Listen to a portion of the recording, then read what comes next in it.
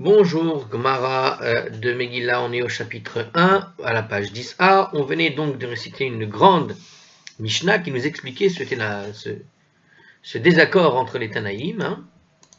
Alors, le désaccord entre les Tanaïm qui résidait donc sur est-ce que oui ou non, après la destruction du temple à Jérusalem, la ville garde sa sainteté ou est-ce qu'elle perd sa sainteté? Et je rappelle l'enjeu, si elle perd sa sainteté, on peut fabriquer donc des bamotes pour offrir un certain genre de sacrifice en dehors du temple, puisque le temple est détruit, on peut donc construire qu'à droite à gauche. Si elle garde sa sainteté, on ne peut plus construire de bamotes ailleurs.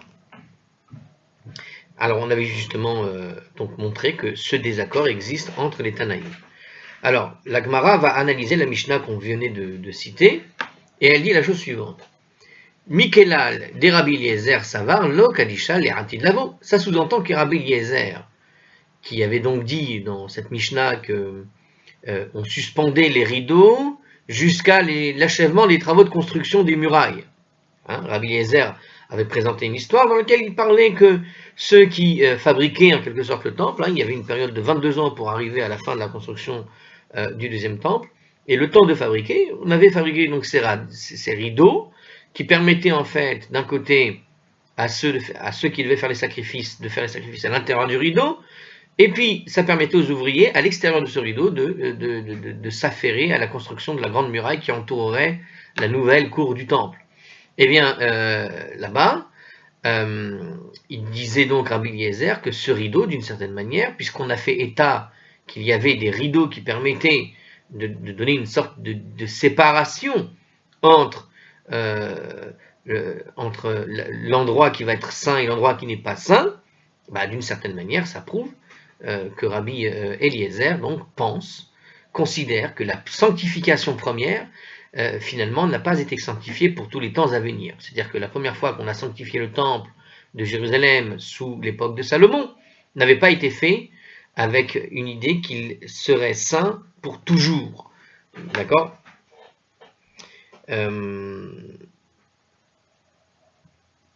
Alors, il nous dit ici en commentaire justement que la formulation de la Mishnah a laissé entendre que Rabbi Yoshua a cité la tradition qu'il a reçue de ses maîtres en réponse à celle de Rabbi Eliezer. Il semble donc que Rabbi Yoshua a compris les propos de Rabbi Eliezer, à savoir que la sainteté initiale n'était pas définitive et qu'il va donc contester en évoquant la tradition qui était la sienne. Alors je rappelle effectivement que Rabbi Yoshua avait répondu à cela, et ça semble donc être une réponse, que a priori, on pouvait offrir des sacrifices toujours sur le temple, même lorsque le temple n'a pas été reconstruit. Pourquoi ? C'est-à-dire que le mont du temple restait saint malgré la destruction du temple lui-même. Donc, Rabbi Eliezer, je répète, considère que la sanctification première n'a pas été sanctifiée pour les temps à venir, comme le dit la Gemara. Alors, il pense, ça veut donc la sainteté, a priori pour lui, a disparu au moment de la destruction du temple, et il pense qu'il aurait fallu, qu'il fallait suspendre des rideaux pour sanctifier à nouveau les lieux.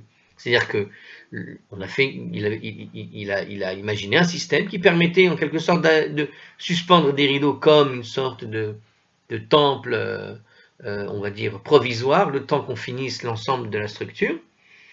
Alors, selon les partisans de cette opinion, que la sainteté a disparu, la nouvelle sanctification finalement a été effectuée grâce à la suspension des rideaux et l'inauguration des lieux, selon le rituel exposé en détail dans la Mishnah du traité Shevuot, 14a, d'après Shevuot 16a. C'est Rashi qui nous explique, en fait, donc dans cette thèse, que la sainteté a disparu, il a donc fallu réinaugurer le temple. En tout cas, c'est cette réinauguration qui a redonné finalement la sainteté du temple, et c'est la pose de ces rideaux qui a fait office d'inauguration ici. Alors, donc justement, donc dans cette idée que le temple avait donc perdu sa sainteté, alors je lis le commentaire qui vient après l'explication de la Mishnah et la conclusion qu'on a donnée sur ce que disait Rabbi Eliezer. Donc en tout cas, d'après cette opinion, celle de Rabbi Eliezer, de ceux qui pensent donc que le temple a été détruit, il a fallu donc faire cette construction avec les rideaux pour rendre possible l'offrande de tous les sacrifices durant les travaux de la construction du temple, on avait dit, donc 22 ans pour finir le temple. Donc en résumé, la Mishnah semble indiquer que Rabbi Yoshua vient contredire Rabbi Eliezer. Ce dernier a cité une tradition de rideau qui est érigée à l'époque d'Ezra et destinée à sanctifier de nouveau le site du temple. Rabbi Yoshua lui s'oppose en invoquant une tradition selon laquelle le site du temple a conservé le caractère sacré après la destruction du temple, et donc il n'y avait pas besoin qu'Ezra le resanctifie en quelque sorte à nouveau. Alors, nous sommes donc bien en présence du désaccord entre les Tanaïm de Rabbi Eliezer et de Rabbi Yoshua sur la question de la sainteté des lieux après la destruction du temple. Alors maintenant, la Gemara va tout de même remettre en question l'explication du point de vue de Rabbi Eliezer. D'accord? Bon, on va rappeler 2 secondes ce que disait Rabbi Eliezer. Donc on a vu que Rabbi Eliezer dit la chose suivante: j'ai entendu que lorsqu'ils construisaient le sanctuaire, ils avaient confectionné des rideaux pour le sanctuaire et des rideaux pour la cour du temple. Sauf que le sanctuaire, à propos du sanctuaire, il construisait la muraille à l'extérieur des rideaux, tandis que en ce qui concernait la construction de la cour du temple, il construisait la muraille à l'intérieur des rideaux. Bon. Donc on a ici cette Mishnah. On vient d'interpréter qu'a priori, à partir de là, Rabbi Eliezer a pensé que la sainteté, à cause de ces rideaux, c'est les rideaux qui font la sainteté en quelque sorte. Donc ça prouve que on a considéré que la sainteté n'était plus là dans le temple. Alors la Gemara va remettre quand même en question la manière d'expliquer ce point de vue de Rabbi Eliezer qu'on vient de redonner. Amar les Ravina les Ravashi. Ravina a dit à Ravashi, Mimai, d'où est-ce qu'on a conclu que Rabbi Eliezer, donc, d'où on a fait cette conclusion, à savoir que Rabbi Eliezer donc pensait que la sainteté de Jérusalem avait disparu. Donc comment est-ce qu'on en est arrivé à conclure de cette façon? Donc, on a donné évidemment les clés pour comprendre comment on peut déduire la chose, mais il y a peut-être un moyen de comprendre autrement ce que voulait dire en fait Rabbi Eliezer. Alors, il nous dit comme ça: Dilema dechule alma kedusha rishona kidesha lisharta vekidesha le'atid lavo. En réalité, peut-être qu'à l'unanimité, donc aussi bien Rabbi Eliezer que Rabbi Yeshua, la sanctification première qui avait été faite là-bas et qui a été sanctifiée en son temps, elle a été sanctifiée pour tous les temps à venir et pour toutes les générations. Umar maï deshmiyale ka'amar. Et imaginons maintenant que le désaccord qu'il y a, c'est simplement entre un maître, Rabbi Eliezer, qui a rapporté ce qu'il a entendu, finalement, Umar dishmiyale ka'amar, et un autre maître, Rabbi Yoshua, qui a rapporté ce qu'il a entendu. Donc ici, en fait, on représente la discussion entre, finalement, les deux on dit, un petit peu comme ce qu'on a fait sur l'histoire avec Rabbi Yitzhak, au fond. C'est-à-dire, on a effectivement le même schéma où on a entendu quelque chose, et puis il y en a un qui dit, mais j'ai jamais dit ça. Alors ici, ce qu'on a ici, c'est Rabbi Eliezer qui a entendu une histoire sur le temple, Rabbi Yehoshua qui a entendu une autre histoire sur le temple. Ça ne veut pas dire qu'ils sont d'accord avec le contenu de leur histoire. Donc ici, peut-être que tous les deux en réalité pensent que l'endroit est resté saint, c'est juste que voilà ce qu'il a entendu. Umar, Maï, Lishmiale, Kaamar, et l'autre maître a entendu ce qu'il a entendu. Alors, dans les mots de la scroll, Rabbi Eliezer a simplement raconté qu'il y avait des rideaux, sans pour dire ou prétendre que d'un point de vue légal, ces rideaux étaient nécessaires pour pouvoir offrir des sacrifices.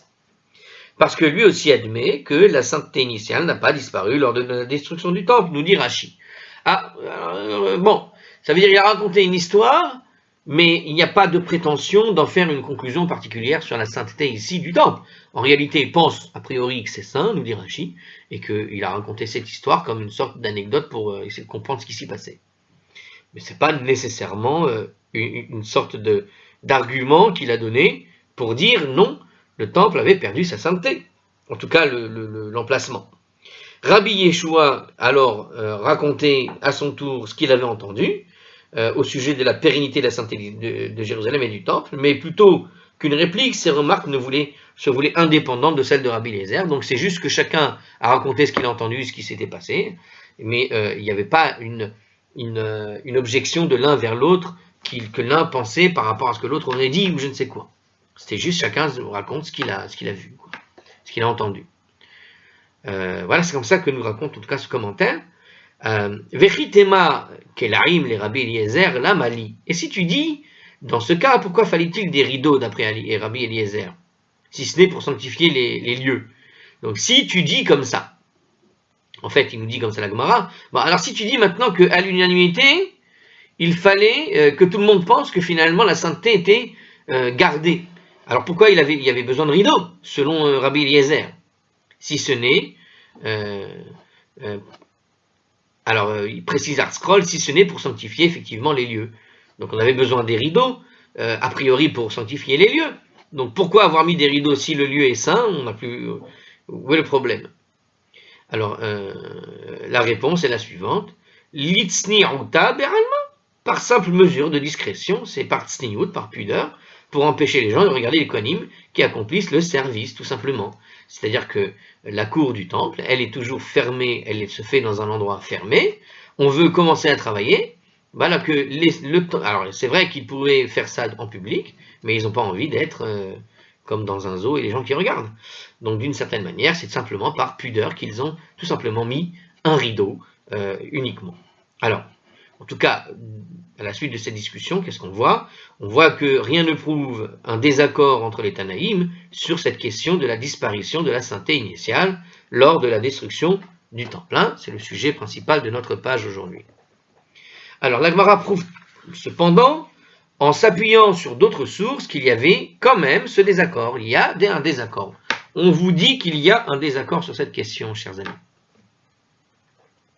Et là, Kihane des Tanae. Mais en fait, cette divergence correspond en réalité à celle des Tanaïm suivants. Des Tanya, parce qu'il a été enseigné dans une braïta. Amar Rabbi Ishmael be Rabbi Yossé. Rabbi Ishmael, le fils de Rabbi Yossé, a dit Lama manu chachamim et elu. Pourquoi les sages de la Mishnah ont-ils énuméré précisément ces villes à titre d'exemple de villes fortifiées à l'époque de Josué? Donc on avait donné, alors là il faut remonter un peu plus haut, justement au niveau de la grande discussion où quand on avait justement fait une liste, d'accord, de villes depuis l'époque de Josué qui possédaient une muraille. Alors, il nous précise ici, dans le commentaire, sur la phrase de cette Mishnah, dans une braïta, c'est une braïta qu'on est en train de citer, donc Rabbi Ishmael, le fils de Rabbi Yossé, a dit pourquoi les sages ont énuméré ces villes, les villes donc fortifiées depuis l'époque de Josué, nous dit Art-Scroll, et il nous précise dans le traité de Harachim, la page 32a, une Mishnah là-bas énumère un certain nombre de villes entourées de remparts à l'époque de Josué, il me semble qu'on l'avait lu. Les maisons de ces villes possèdent le statut de maisons de villes fortifiées, Baté Arechoma.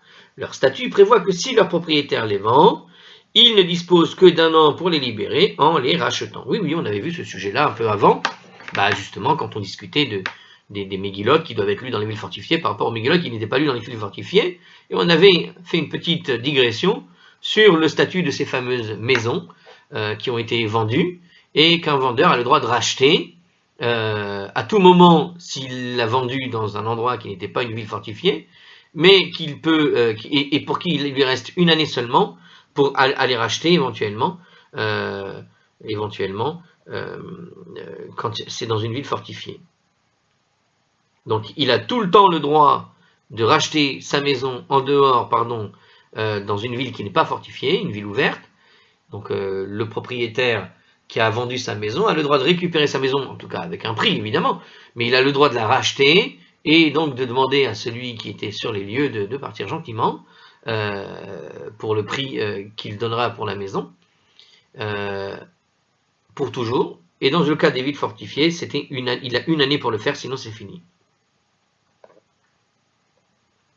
Et donc c'est ce qu'il précise ici, justement, dans le cas des villes fortifiées, les maisons qui se trouvent dans les villes fortifiées, s'ils n'ont pas été rachetés au cours de l'année qui suit la vente, elles restent définitivement aux mains de l'acheteur. C'est-à-dire que on a changé de main sur la ville, c'est fini. En revanche, les maisons qui ne sont pas situées dans les villes fortifiées peuvent être achetées à tout moment, etc. Bon, voilà, on l'avait déjà vu, surtout quand elles n'ont pas été. Quand elles ne l'ont pas été, elles retournent automatiquement à leur premier propriétaire lors de l'année du jubilé. Donc, si jamais elles n'ont pas été rachetées, tous les 50 ans, ils peuvent récupérer leurs biens en réalité, même apparemment sans avoir à la racheter apparemment. Alors bon, ça à vérifier ça par contre, hein. Il n'y a pas précisé. Je ne sais pas pourquoi j'ai dit ça. Alors, on continue. Dans cette braïta là-bas, on voit que Rabbi Ishmael, donc on a ici deux Tanaïm, Rabbi Ishmael et Rabbi Yossé. Rabbi Ishmael, le fils de Rabbi Yossé, c'est pas Rabbi Yossé. Alors, Rabbi Ishmael, ici, se demande en fait pourquoi seules les quelques villes ont été énumérées, alors qu'en réalité, il existait beaucoup plus de villes fortifiées du temps de Josué, comme le conclut la Mishnah elle-même. Et de même, pour toutes les autres villes qui leur sont semblables, nous dit Rashi, c'est-à-dire des villes qui ont plus ou moins cette idée de fortification. Alors Rashi signale que cette Mishnah précédemment citée recense 9 villes, or notre texte en indique seulement 8. La version que Rashi avait sous les yeux, donc, explique le Rachach, comptait également la ville de Lod. Voilà. Alors on avait vu tout ça à la page 4a, j'avais pas rêvé. Donc ici, on va voir une Mishnah, on va voir donc une Mishnah qui va nous citer 8 villes, mais a priori, Rashi avait une version, il y en avait 9, et on nous dit ici que c'était la ville de Lod, puisque il y a cette version de la Mishnah, elle est dite ailleurs, hein, elle n'est pas dite qu'ici seulement. Est-ce qu'on va dire le nom des villes ici? Je ne sais pas. Bon. En tout cas, Rashi, lui, parle de 8 villes, alors qu'il y en a 9. Ou l'inverse, pardon, il va en parler de 9 villes, alors qu'il y en a 8, enfin je sais plus. Alors, on y va. On reprend notre texte directement, puisqu'on a fini ce commentaire. Donc, je répète, Rabbi Ishmael, justement, le fils de Rabbi Yoshi, a dit pourquoi les sages ont-ils énuméré ces villes? Donc, 8 ou 9. Alors, chez Kesher Alou Bene Agola Matsu et Elu Veki Deshum, c'est que lorsque les exilés sont montés en Eretz Israël à l'époque d'Ezra, ils ont trouvé ces villes fortifiées, qui étaient indiquées donc dans la Mishnah, et ils les ont sanctifiées. Donc les villes qui sont indiquées dans cette Mishnah, la référence c'est Arachin 33a ou 32a. Ok, donc c'est 32a, 33a. Non, ça ne peut pas être les deux. Alors 32a, eh bien là-bas, les 8 villes qui sont citées, 9 villes qui sont citées, eh bien elles ont été sanctifiées au moment où ils les ont attrapées. Aval, Arishonot Batelu, Mishibatela, Haaretz. Mais la sainteté initiale des autres villes fortifiées a été annulée, en même temps qu'a été annulée la sainteté de la terre après la destruction qui a précédé le premier exil. Alors il y avait un rituel, nous dit ici le commentaire, il y a un rituel qui est décrit dans le traité de Shevuot, à la page 14a, et à Rachin 32b, qui le cite là-bas, Rashi cite ce rituel. Donc c'est une sanctification qui s'imposait, afin de restituer aux maisons leur statut de maison de ville fortifiée. Donc c'est une sorte de sanctification qui permet de poser une sorte de critère que ces villes deviennent en fait une sorte d'officialisation de ville fortifiée pour accréditer aux maisons qui se trouvent à l'intérieur le statut de maison de ville fortifiée. Voilà ce que nous explique ce commentaire. Ensuite, il y a un autre commentaire. Donc on a dit que la sainteté initiale des autres villes fortifiées avait été annulée, en même temps qu'a été annulée la sainteté de la terre lors de la destruction qui a précédé le premier exil. Alors en fait, les sages n'ont donc recensé que ces quelques villes fortifiées qui furent consacrées à nouveau par les exilés au moment de leur retour, car elles seules ont recouvré un statut légal de ville fortifiée qu'elles avaient perdu lors de la destruction du premier temple. Donc en fait, quand on parle des villes fortifiées depuis l'époque de Josué, on parle de villes qui ont été résanctifiées, si j'ai compris ce que je viens de lire. Hein. Par contre, les nombreuses autres villes fortifiées du temps de Josué n'ont pas retrouvé ce statut, car elles n'ont pas été consacrées une nouvelle fois par les exilés lors de leur retour. Donc il y avait plus de villes, effectivement, mais certaines de ces villes n'ayant pas été resanctifiées par la suite, elles ont perdu leur statut de ville fortifiées, bien qu'elles étaient fortifiées à l'époque de Josué. Seules les villes encore fortifiées au moment de la reconquête ont pu être consacrées à nouveau, le Tour Even, croit qu'on pense, alors ça il faut voir là-bas le Rambam, les Chot Shmita, etc., 12-15, le Tour Even croit comprendre de ce que dit le Rambam, que les rapatriés n'ont pu consacrer que les villes qui étaient fortifiées à l'époque de la reconquête, même si elles n'étaient pas du temps de Josué. Donc pour le Tour Even, Rambam semble dire, en tout cas il semble dire que seules des villes fortifiées au temps de la reconquête ont été effectivement sanctifiées, quand bien même elles n'auraient pas été fortifiées de l'époque de Josué. Et pourtant, elles ont pris ce statut en quelque sorte. Le Tour Even, quant à lui, suggère de dire donc, suggère de dire que la ville devait être fortifiée aux deux époques, ou peut-être que la seule fortification du temps de Josué était en elle-même suffisante. Voilà. Donc en fait, on a ce que dit le Tour Even de ce qu'il croit comprendre du Rambam, et le Tour Even, donc lui qui dit lui-même tout seul, qu'a priori, la seule chose valable, c'est qu'il fallait que les deux villes, à savoir la ville de l'époque de Josué, au temps de Josué et au temps de la reconquête, devaient être a priori resanctifiées. Mais qu'au fond, seules ces villes du temps de Josué, si elle avait été, on va dire, une fortification du temps de Josué, ça suffisait pour la considérer comme telle. Bon, alors en tout cas, on voit ici dans notre Mishnah qu'il y a donc une discussion entre les Tanaïm. Donc, on répète ce que disait Rabbi Ishmael, que lorsque les exilés sont montés en Eretz Israël, ils ont trouvé ces villes fortifiées, ils les ont donc sanctifiées, donc les villes qu'on n'a pas citées, mais on a citées ailleurs. Mais la sainteté initiale donc des autres villes fortifiées a été annulée, en même temps donc a été annulée la sainteté de la terre au moment donc de la destruction qui avait précédé le premier exil. Donc cette sainteté avait été annulée, il a fallu en quelque sorte la ramener. La Gemara fait remarquer Alma Kassavar Kedusha Rishona qui décha les Sha'ata Velo qui décha les Hatid Lavo. On voit que Rabbi Ishmael, dans ce texte, qui nous a parlé sur le sujet des villes fortifiées, a dit donc qu'il pense que la sanctification première a été sanctifiée en son temps. C'est vrai, à l'époque de Josué, les villes fortifiées étaient saintes, mais après la destruction, ils ont perdu ce statut, il a fallu les resanctifier. Mais donc n'a pas été sanctifié pour tous les temps à venir. Autrement dit, la sainteté a disparu avec la destruction. Donc au départ, la Gemara cherchait à savoir si la sainteté de Jérusalem et du Temple avait un caractère illimité dans le temps, en affirmant ici que cette question est au cœur du débat entre Tanaïm relatif au caractère sacré des villes fortifiées. La Gemara semble mettre en rapport, en quelque sorte, ces deux questions. Donc la première, affirmer que le caractère sacré de Jérusalem et du Temple cesse à la destruction, revient en dire qu'il en va de même donc pour les villes fortifiées au deuxième, et réciproquement. D'accord. À l'inverse, affirmer que la sainteté de Jérusalem est éternelle reviendrait à dire qu'il en va de même pour les villes fortifiées, et réciproquement. Donc voilà, on a ici une question, à savoir qu'on a relié le sort finalement des villes fortifiées au sort de Jérusalem, ou bien le sort de Jérusalem au sort des villes fortifiées. En tout cas, si tu penses que les villes comme Jérusalem ont perdu leur statut de sainteté, tu dois penser nécessairement que les villes fortifiées au temps de Josué, qui ont été sanctifiés au temps de Josué, ont forcément perdu leur statut de sainteté, et donc on avait eu cette nécessité de les resanctifier, et réciproquement. Si tu penses que les villes fortifiées, enfin vous avez compris l'idée du commentaire, et vous avez compris l'idée donc qui suit, donc si tu penses que les villes fortifiées ont perdu leur sainteté avec la destruction, c'est que tu penses nécessairement que la ville de Jérusalem aussi a perdu sa sainteté après la destruction du temple. Voilà. Et si tu penses le contraire, eh bien pareil pour Jérusalem, le contraire. Bien. Alors, Urminou, ils ont également soulevé une contradiction à propos donc de ce que dit Rabbi Ishmael. Donc, Rabbi Ishmael qui disait, alors Rabbi Ishmael, ils ont trouvé donc une conclusion à la chose.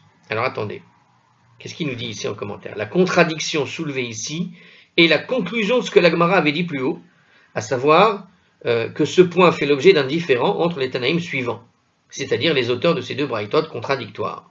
Donc on va voir une conclusion si oui ou non il y a une contradiction entre Tanaïm. C'est ça la question qui est posée en fait. D'accord. Alors on y va.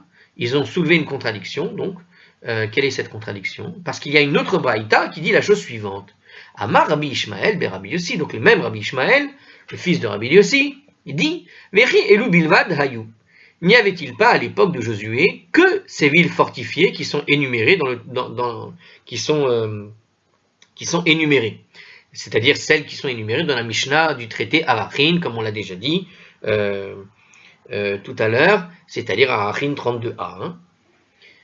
Shishim ir kol chevel, vahalo kvar sheneemar shishim ir kol chevel argov. N'a-t-il pas déjà été dit dans la Torah que Moïse et Israël avaient conquis 60 villes, tout le district de l'Argov. Le Argov, la région de l'Argov. Donc c'est le Deutéronome chapitre 3 verset 4. Donc est-ce qu'on n'a pas déjà parlé d'une conquête de 60 villes de toute la zone? Urtiv kol ele harim betzurot choma geboa. Et il est écrit, dans le verset suivant, que toutes ces villes, donc dans le verset lui-même, il est écrit toutes ces villes fortifiées par de hautes murailles. Donc on est toujours Deutéronome 3, 4. Hein. Donc on a dans ce passage, au Deutéronome 3, 4, que 60 villes, d'accord, qui ont toutes été donc fortifiées. Il y a écrit textuellement dans le texte de la Torah que ce sont toutes des villes fortifiées. Et on est bien à l'époque de la conquête de Josué. Il y avait donc en Eretz Israël beaucoup plus de villes que 8 ou 9 villes, telles qu'on a citées tout à l'heure, que dans la Mishnah. D'accord? Il y en a 60, voilà. Et là, Lama Manu Chachamim et Elu. Alors pourquoi les sages n'ont-ils énuméré que celles qui figurent dans la Mishnah de Arachin? Keshe'alu bene Agola, Matsu Elu vekideshum. C'est parce que lorsque les exilés sont montés en Eretz Israël, ils ont trouvé dans le chemin du retour ces villes fortifiées, à l'époque qui dataient de l'époque de Josué, et qui sont donc énumérées dans notre Mishnah, et ils les ont sanctifiées. Ce qui veut dire qu'ici, on a donc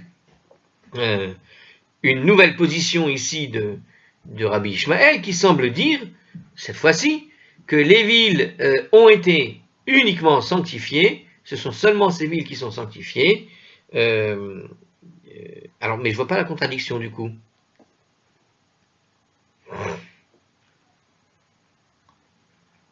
J'aurais dit, pardon, c'est... Excusez-moi, mais c'est pas une contradiction. Je vois pas la contradiction. Alors, je répète le commentaire sur la contradiction. La contradiction soulevée ici est la conclusion de ce que la Gemara a dit plus haut, à savoir que ce point fait l'objet d'un différend. Ah, d'accord. Donc, c'est une manière de confirmer. D'accord, c'est la contradiction par rapport à quoi? Non, je ne vois pas. Alors, Arskol nous a dit que c'est une contradiction de ce que disait Rabbi Ishmael, le fils de Rabbi Yossé. Or, Rabbi Ishmael, le fils de Rabbi Yossé, il vient de nous dire une deuxième chose qui semble plutôt confirmer ce qui a déjà été dit, à savoir qu'il pense bien que, effectivement, une ville qui, par le passé, a été sanctifiée, a été obligée d'être sanctifiée. Donc, Rabbi Ishmael pense bien que, quelque part, on perd, effectivement, la sainteté. Une ville peut perdre sa sainteté une fois qu'elle est détruite.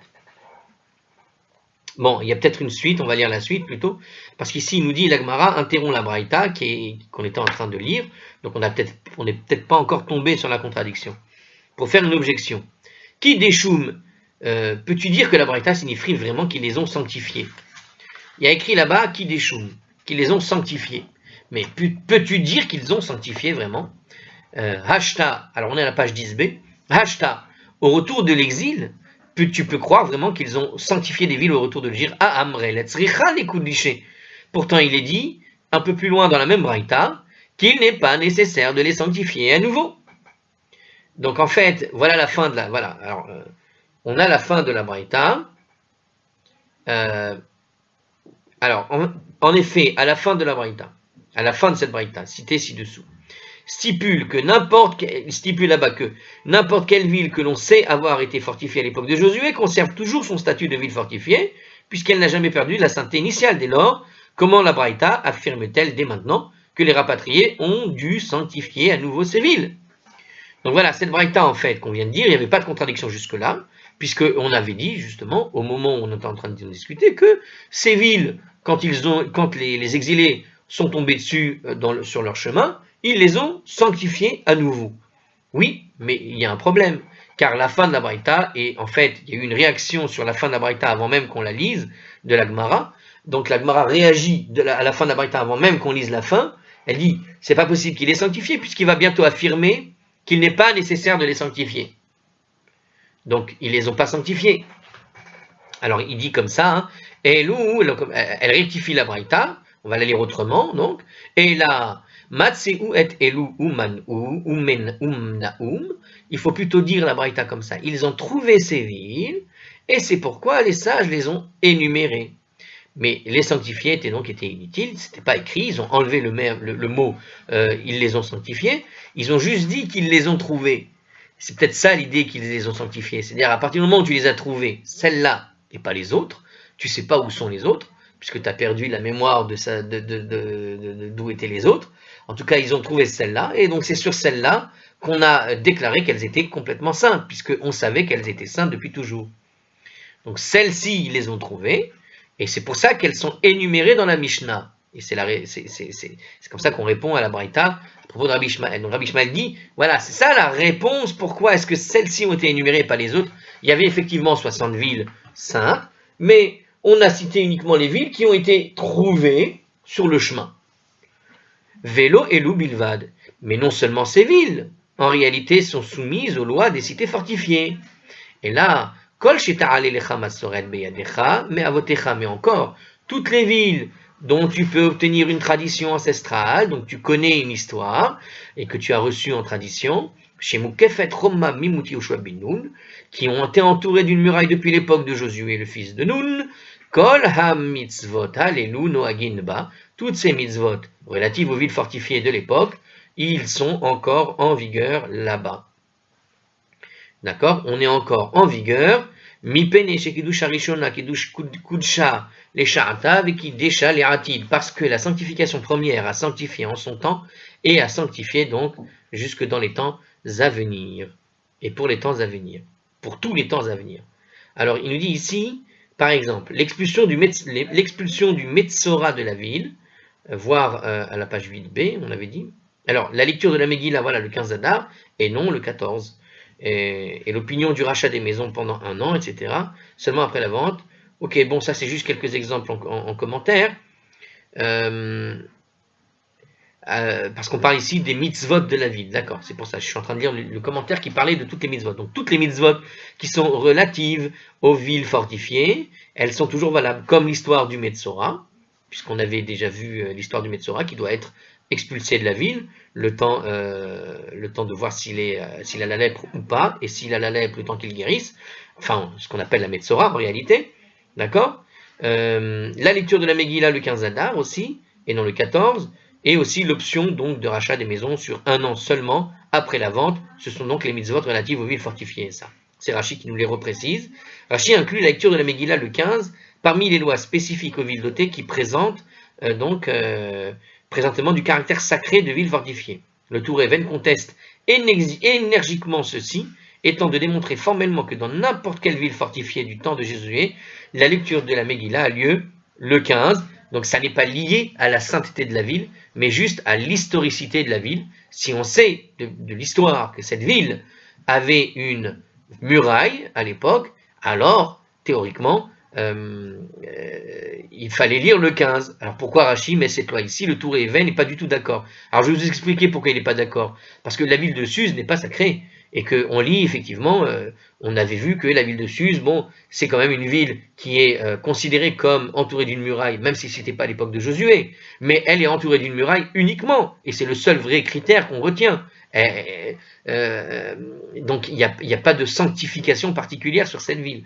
Donc on peut comprendre effectivement le choc des yeux pour le Touré Even quand il a lu Rashi qui dit et qui affirme que l'une de ces mitzvot concerne en particulier les maisons fortifiées. Mais on peut imaginer que Rashi n'est pas en train d'établir la halacha, il est simplement en train de dire que voilà, il y a juste une je veux dire, le Rashi, quand il parle de toutes les mitzvot, il répond à quoi? Il répond à la question d'une tradition ancestrale où les villes étaient entourées d'une muraille depuis l'époque de Josué. Donc il n'est même pas en train de parler de la Kedusha ici. C'est peut-être lié, mais ce n'est pas obligatoire. Il n'a pas mis cette condition. On a juste dit qu'il y avait effectivement, en tout cas, une tradition ancestrale que la ville était juste avec des murailles. Voilà. Il n'a pas dit ça autrement, Rashi.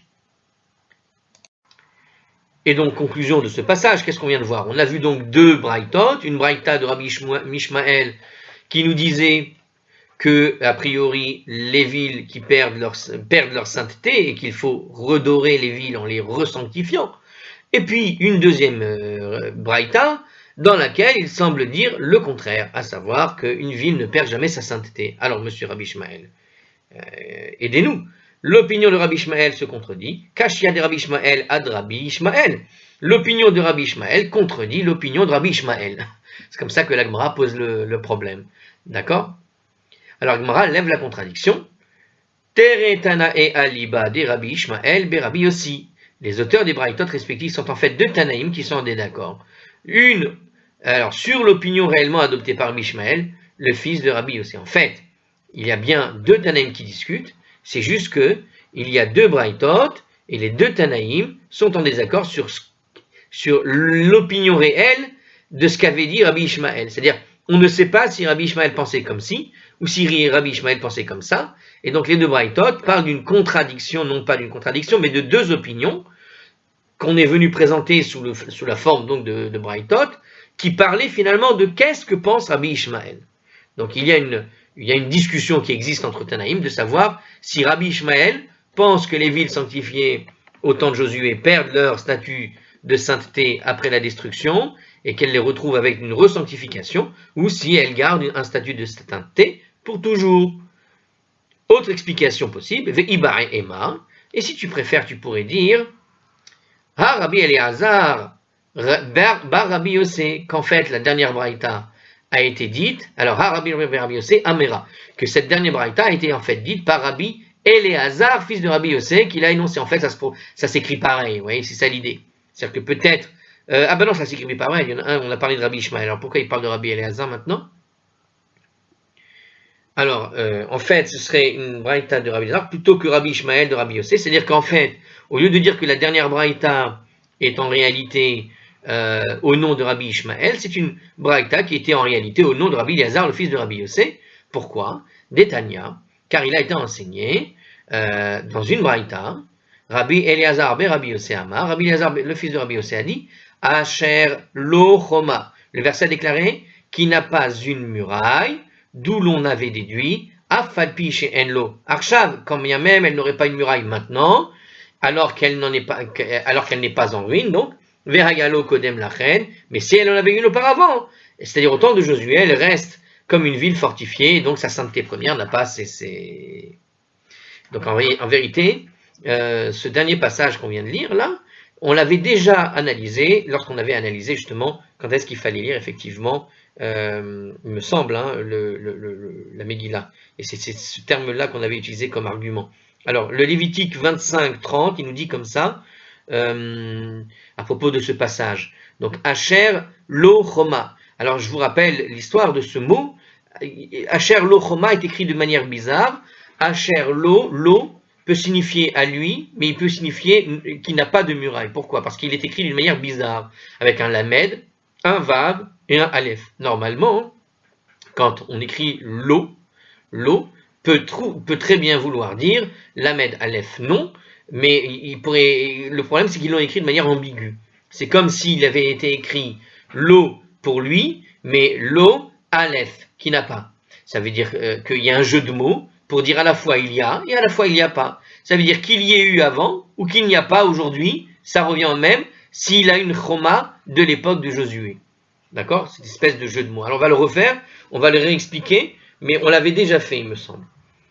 Donc, dans le Lévitique, donc ce verset, il se trouve au Lévitique 25-30, ce verset indique que toute maison n'ayant pas été rachetée au cours de la première année, suivant la vente, devient irrévocablement la propriété de l'acheteur, pour peu qu'elle appartienne à une ville qui n'a pas de choma, donc Asher lo choma.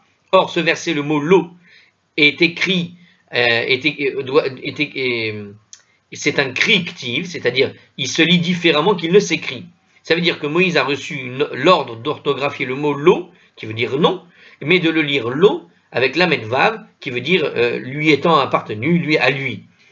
Rabbi Eleazar, fils de Rabbi Yossé, pense que ce verset mêle les deux significations, à savoir que la maison se situe dans une ville qui n'a pas de muraille, qui a ou n'a pas de muraille, finalement, et c'est ça que ça veut dire, comme entreprendre d'expliquer la Braïta. Alors, on a déjà expliqué ça, hein, chers amis, on a déjà expliqué ça.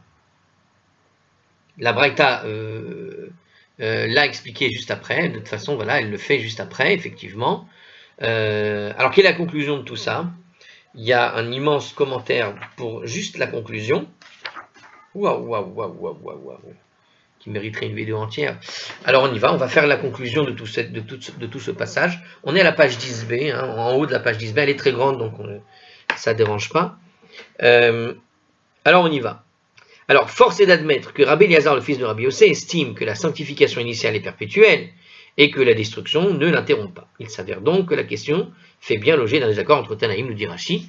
On va dire que c'est pour ça qu'ils ont attribué la deuxième braïta, non pas à Rabbi Ishmael, qui s'auto-contredisait, mais plutôt à Rabbi Eliezer, puisqu'au fond, Rabbi Eliezer a bien spécifié l'idée que la présence d'une muraille, avec ce mot, cette espèce de jeu de mots de la Torah, ce kriktiv, l'eau, lamed vav, qui se dit donc lamed vav, mais qui est écrit lamed aleph, non, et qui veut donc dire aussi bien oui que non, c'est-à-dire qu'il y a une muraille ou pas, et bien malgré tout, elle a gardé ce statut de muraille, en quelque sorte, comme pour dire, avant il y avait une muraille, aujourd'hui elle n'a plus de muraille, mais elle a toujours cette muraille en quelque sorte dans nos cœurs, si on peut exprimer ainsi, et donc d'une certaine manière, elle a gardé son statut de sainteté. Donc c'est pour ça qu'on a donc attribué la deuxième Mishnah à la deuxième Braïta, celle qui contredit bien Rabbi Ishmael, à Rabbi Eliezer, puisque Rabbi Eliezer avait annoncé cette chose-là. Rabbi Eliezer, fils de Rabbi Yossé. Alors après, pourquoi est-ce qu'ils ont confondu le nom de Rabbi Ishmael avec Rabbi Eliezer? À cause de Bar Yossé, Bar Rabbi Yossé, parce que dans les deux cas, leur père s'appelle Rabbi Yossé apparemment. Alors on continue. Alors, il pose la question quand même, un commentaire, ici, il y a un grand commentaire, alors on y va. Mais est-il bien évident, à la lumière de cette braïta, que Rabbi Eliezer, le fils de Rabbi Yossé, estime que la sanctification initiale est perpétuelle? Ah oui, eh oui, c'est une bonne question que pose ici ce commentaire. Parce que c'est ce qui me semblait bizarre. Il n'a pas précisé du tout si c'était oui ou non saint. Et il a juste dit qu'on doit la considérer comme si elle avait une muraille, ce qui n'a pas du tout de rapport. Ok? Alors, on va voir qu'est-ce qu'il nous dit ensuite. Ne viendrait-il pas peut-être affirmer seulement que la ville conserve son statut de ville fortifiée lors de l'effondrement de ses murailles, sans pour autant parler de destruction ou de conquête ennemie? C'est encore une autre question que pose ici le commentaire, puisqu'il dit, imaginons maintenant pour des travaux particuliers, on veut enlever les murailles. Est-ce que oui ou non, il garde son statut de muraille? Après tout, on a enlevé la muraille, on a le droit de détruire la muraille soi-même si on considère qu'il n'y a pas de danger. On a bien le droit d'enlever les murs qui gênent, je sais pas, l'expansion de la ville ou je ne sais quoi, imaginons. Donc on est dans cette idée. Peut-être on a enlevé la muraille, eh bien nous dit Rabbi Eliezer, il dit, même si tu as enlevé la muraille, tu dois lui garder son statut de muraille, mais à l'endroit de l'époque de Josué, par exemple. Le Ritva répond que la Gemara tire sa preuve de la formulation qu'emploie Rabbi Eliezer.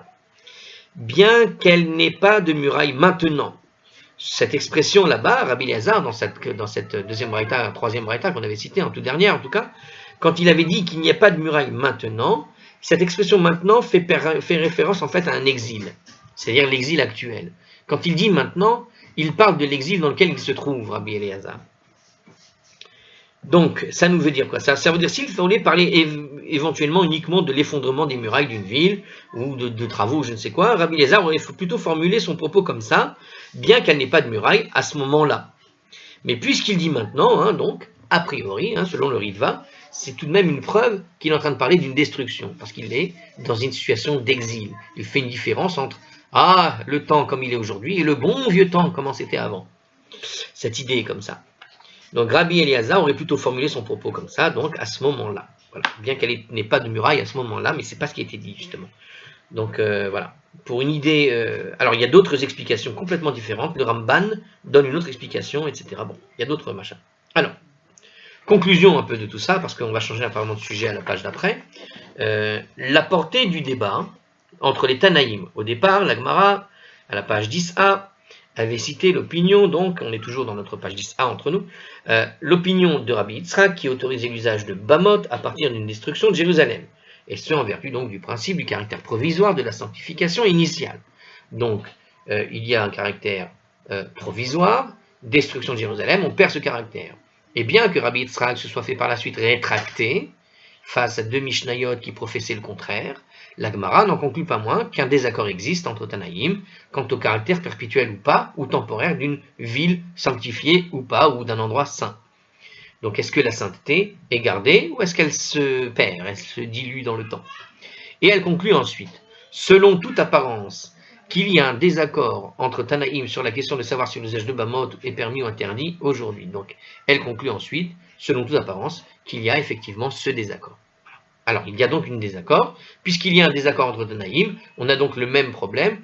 entre les Tanaïm, si oui ou non on doit établir des bamot dans le cas de la ville détruite, en l'occurrence Jérusalem. Si elle est détruite, est-ce qu'on peut rajouter des bamot, puisque la sainteté est perdue, pourquoi pas des bamot?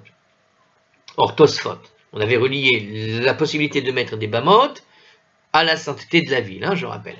D'accord? Une ville est sainte, si elle perd sa sainteté, on peut construire des bamot. Si elle garde sa sainteté pour toujours, on ne peut pas mettre en face de la sainteté quelque chose qui va faire concurrence. Donc on ne met pas d'autres bamot. Ok?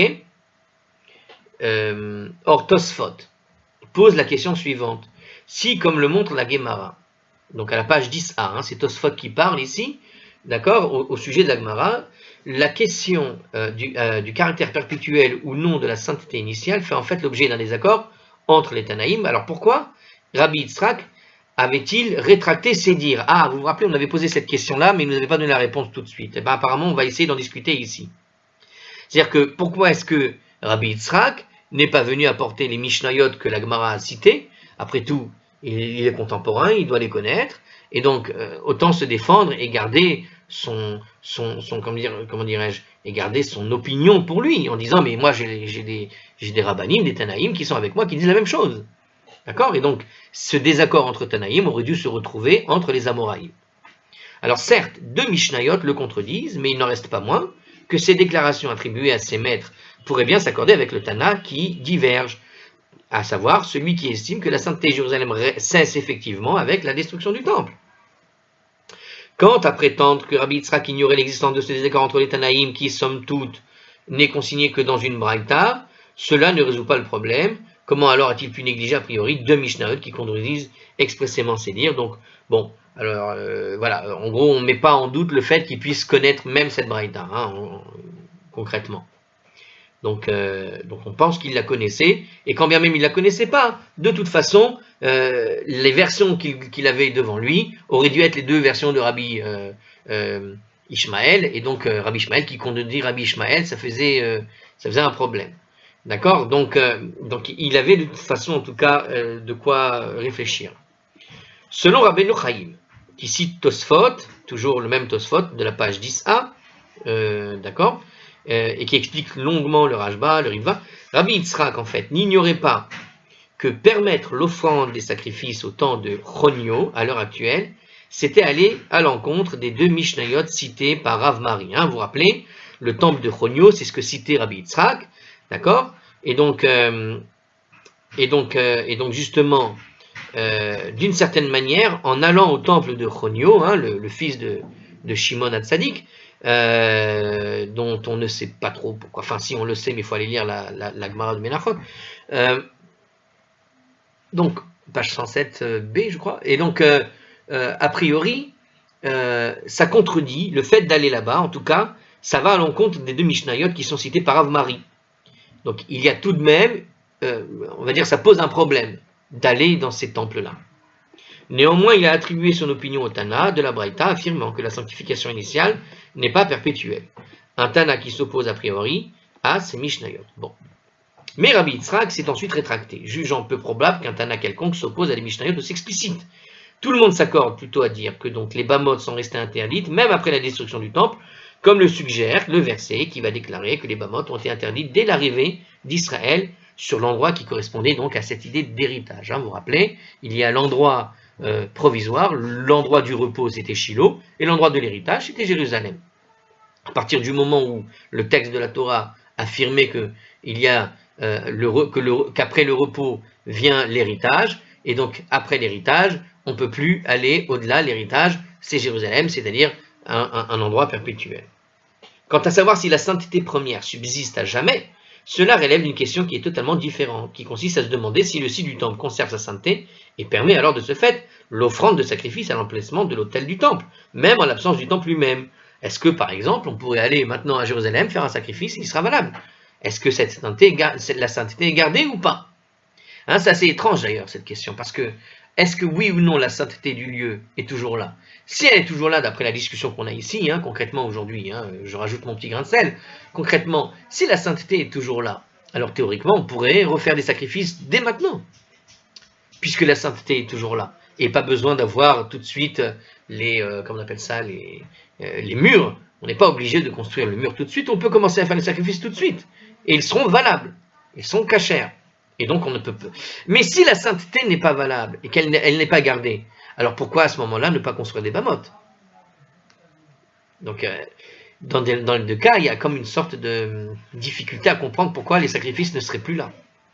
Sauf si effectivement on arrive à trouver que la sainteté étant perpétuelle, et donc comment expliquer qu'on ne fasse pas de sacrifice du coup? Alors il pose la question justement.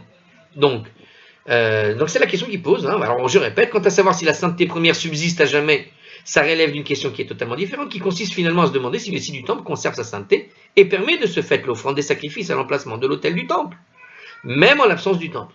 Par conséquent, la conclusion de la Gemara, c'est que les bamotes demeurent interdites, que la sainteté initiale finalement subsiste à jamais ou non. C'est-à-dire que, au fond, ce que nous dit la Gemara, c'est pas de savoir si on peut ou pas faire les sacrifices, c'est pas le sujet. Le sujet, c'est de savoir si oui ou non on peut construire des bamotes ailleurs. On ne peut pas les construire ailleurs. Alors pourquoi on ne fait pas les sacrifices? Le Ritva, pour sa part, résout autrement le problème. Selon lui, donc, selon son approche, la Gemara ne s'écarte pas de son hypothèse initiale, selon laquelle la question des bamotes devenue permise ou non, à la destruction du temple, est liée au fait de savoir si ou pas la sainteté initiale de Jérusalem subsiste à jamais, ou bien a cessé avec la destruction du temple. Donc, quelle est son approche? J'ai pas très bien compris. On ne s'est pas écarté de l'hypothèse initiale, c'est tout. Voilà. En gros, dans la Gemara, on a gardé cette idée de savoir si oui ou non les bamotes étaient devenues permises ou non à la destruction du temple. Et que la question de savoir si les bamotes sont permises est liée de savoir si la sainteté initiale est gardée ou pas. Voilà. Il convient de noter également, bon, donc on reste sur cette question-là, mais ça ne répond pas à la question qui est posée, à savoir que si la sainteté est gardée, comment tu expliques que dans une des Mishnah, on peut toujours faire les sacrifices? Bon, il convient de noter également que la question essentielle du caractère perpétuel ou non de la sainteté initiale possède deux applications distinctes dans la Gemara. Notre question touche à la sainteté de Jérusalem et du Temple, et des autres villes fortifiées, mais ailleurs dans le Talmud, cette question touche à la sainteté de la terre d'Israël au regard des lois relatives à la terre, comme les Terumot, les Maaserot. En d'autres termes, est-ce que les lois sont d'ordre biblique quant à la nation, quand la nation est en exil? Dire que la sainteté initiale subsiste pour toujours, c'est dire du même coup que ces lois demeurent en vigueur du point de vue de la Bible. Et inversement. Bon, ces deux applications pourraient n'être pas liées. On peut raisonnablement soutenir que la sainteté initiale de la terre subsiste pour toujours, mais non la sainteté initiale de Jérusalem. Ou à l'inverse, on pourrait très bien dire que la sainteté initiale de Jérusalem subsiste pour toujours, mais pas la sainteté de la terre. Bon. Et donc sur la question, hein, pour ceux qui veulent comprendre, à propos des questions donc de Trumot, Maaserot, etc., c'est surtout, de toute façon, elle s'applique tout de même du point de vue des rabbanim. C'est-à-dire que là où la Torah t'oblige à faire la chose, si la Torah ne te l'oblige plus, les rabbins peuvent te demander de le faire en cas de doute, par exemple. Donc la question qui se pose, c'est est-ce que c'est des Oraïta ou des Rabbanan, toutes les lois, des Terumot et Maaserot, à partir du moment où la sainteté de la terre aurait été perdue, ou si elle subsiste, à ce moment-là, c'est juste une question de savoir si on est en train d'obéir à la Torah ou si on obéit à une exigence des rabbins et du risque et d'une certaine précaution. Voilà. Bon. Eh bien, écoutez, on va passer à autre chose parce que la Gemara va examiner maintenant la Megillah d'Esther en soi. On va commencer avec le tout début de la Megillah d'Esther. Allez, je vous dis à la prochaine.